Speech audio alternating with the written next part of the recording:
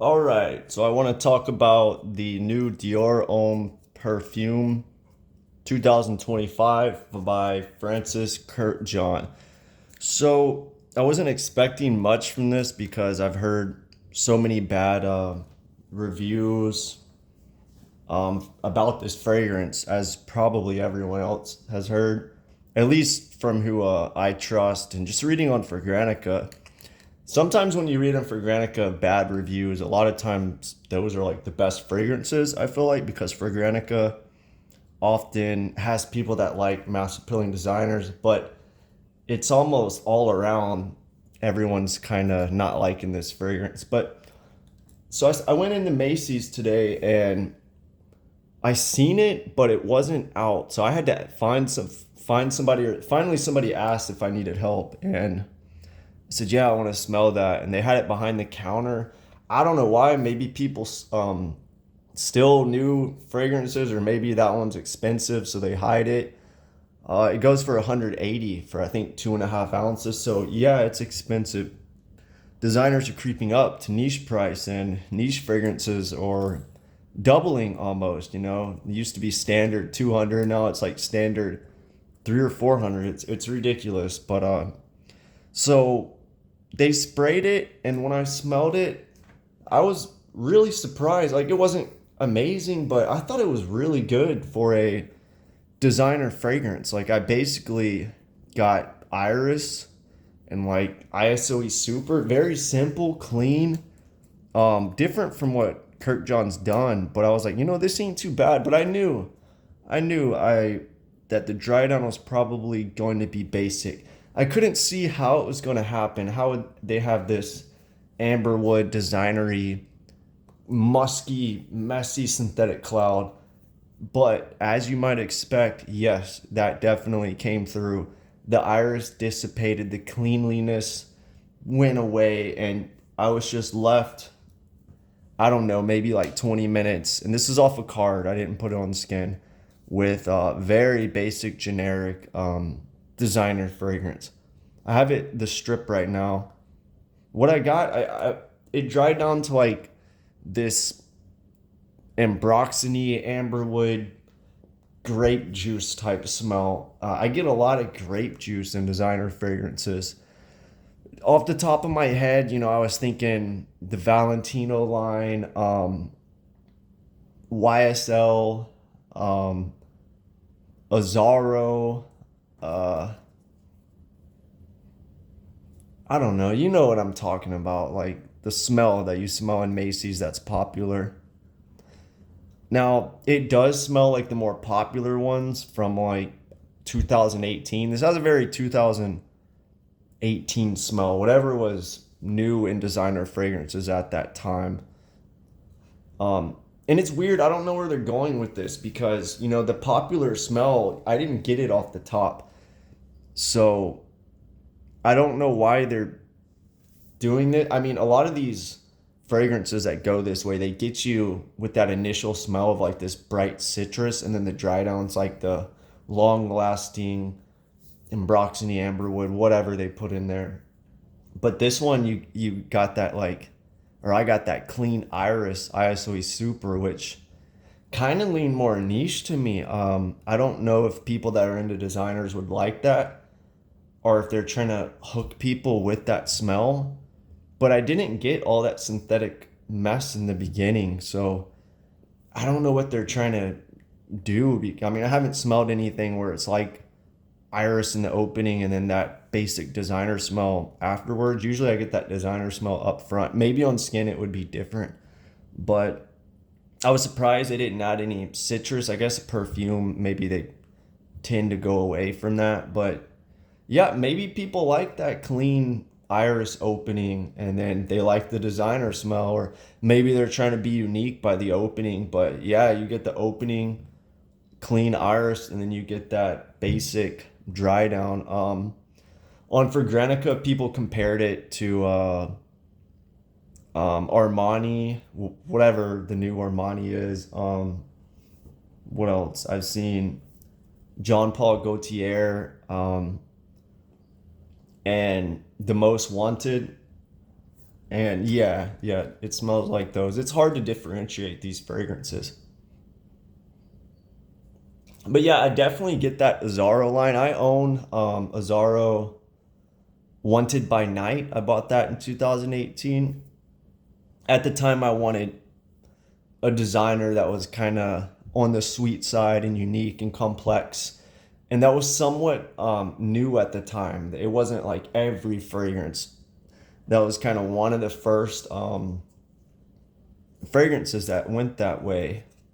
They also had Giorgio Armani Absolute, which I bought. That was probably the first one I smelled. I mean, you got Invictus. I guess that would technically be the first one.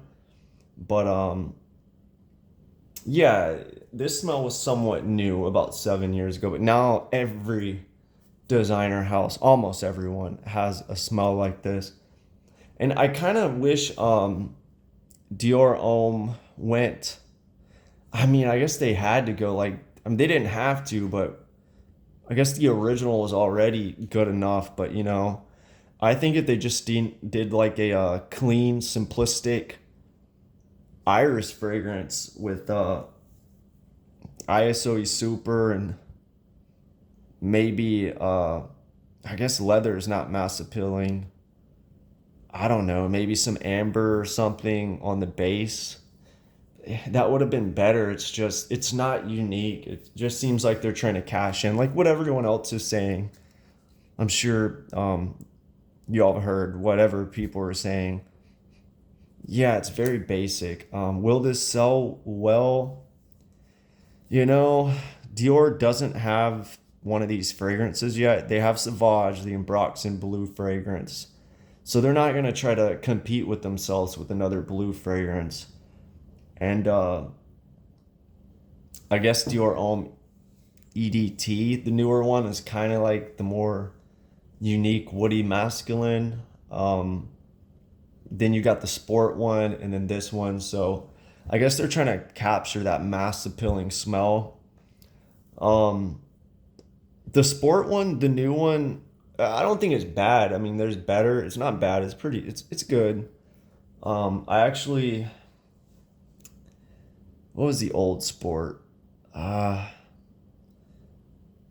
Maybe I like the new one better than the old one. When it comes to those sport fragrances, if I were to compare Chanel's Allure Sport versus Dior, the sport previous to the one they have out now, and like Prada Sport, I would probably I'd go Chanel, and then if I had to rank versus Prada and Dior, uh, man, that's a tough one. Probably go. It's hard to remember. I'd probably go. I think Dior. I don't know. I would go with the Chanel Allure. But basically, I guess this is the fragrance to capture the mass appealing smell of the time. But it is weird that they put that clean iris on the opening because it's not the mass appealing smell. But maybe on skin, like I said, that will come out. But overall, big disappointment. Yeah, I would. I don't know. If you're going for this kind of smell, you might as well go for an Azzaro fragrance. Honestly, I would go for Azzaro Wanted by Night, and that one's even sweeter and slightly headache inducing compared to this, I would say.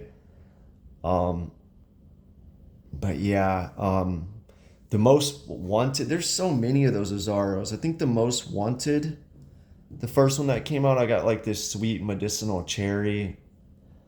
But I feel like those Azzaros would do better than this. But I think people know the name Dior, they know the name Chanel, and you know, girls might buy their boyfriend or husband a fragrance and they know of the name Dior and Chanel and they smell this and it's like, ooh, that smells good. So I feel like it's mass appealing and it will sell. And that's where I think they're going to make the money on this. It's going to be presents bought, somebody that buys a fragrance once a year, they go to Dior and this is their favorite one, the mass appealing. In case they don't want the blue smell, they got this sweet amber woody synthetic musky smell, and I think it was sell just because of name recognition. They're gonna lose respect in the fragrance community. I think the you know I don't I think people are losing respect for Dior. I've never liked their Privé line personally. From the ones I've smelled, I mean there's some good ones. Eden Rock's all right, but I don't know. They used to be like $100 for 30 ml. I don't know what they go for now, but and out of Dior, yeah, I think Sauvage EDT was a good one when it came out. I actually smelled Sauvage EDT and EDP side by side, and I liked the EDT more, but I ended up getting the EDP. I was under the impression at the time, oh, it's the same thing but stronger. But yeah, if you're going for Sauvage, go EDT. Skip the Perfume, I would say. And if you want like a classic, mature Sauvage, the Elixir. But yeah, I don't know. There's what's good that's came out from Dior. I mean, the Dior Homme EDT and Sport are good for designers, but I feel like Dior should have did something like Hermes H24. I thought Hermes was bold and did something unique. Although people that are in the niche might not like them, for designer, I feel like you have to admit that was unique, new, bold. Something green and that hot iron accord or whatever. Smells kind of like steam, kind of fugere. I thought that was unique, and I wish Dior or Chanel would do something like that. Be the trendsetter. Don't follow the trend. It's like you're grouping yourself with everyone else. And I heard Chanel is doing a Blue Day Chanel Elixir. They're changing the name. I don't know what they're calling it, but yeah, it's like an Elixir. I don't know if that rumor's true, but I figured it would happen. It's exactly how I figured. I didn't think they would use the name Elixir, but they're basically capitalizing on that market. And it's unfortunate, but it makes sense, if they're selling so much Blue Day Chanel, if it's the number one, number two selling fragrance, why are they going to compete with themselves and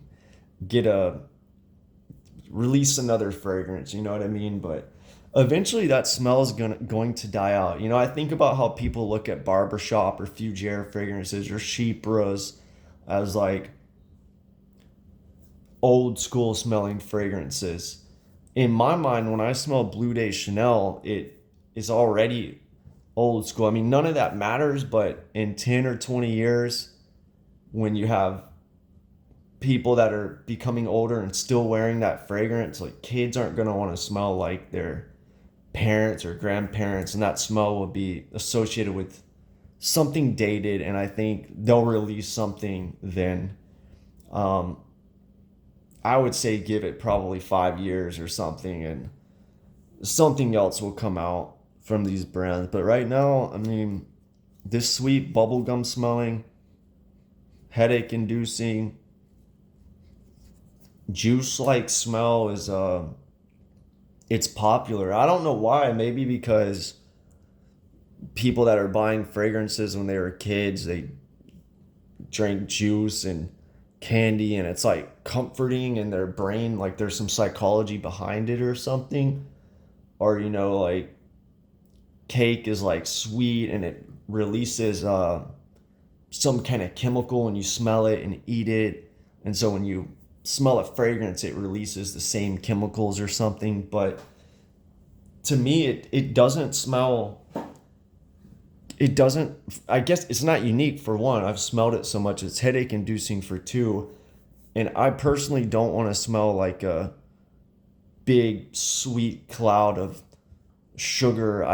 I personally would rather smell like fresh garden or vegetables, make me feel healthy, you know what I mean? Or something naturistic, like outside, or take my mind to another place. But this sweet synthetic cloud, there's not, it's like abstract art, like someone's throwing paint on a canvas and like, look at this. It's not refined, it's not clear and sharp, and detailed. It's just like these chemicals thrown together in this big musky cloud, and I just don't like it. But I will say the opening of this Dior Homme 2025 was really good on paper. Maybe on skin it's different, but yeah, I'm interested to hear what people think of this fragrance. Did you like the opening? Do you think the dry down's any different from any other fragrances? Do you think it will sell well? Let me know what you think.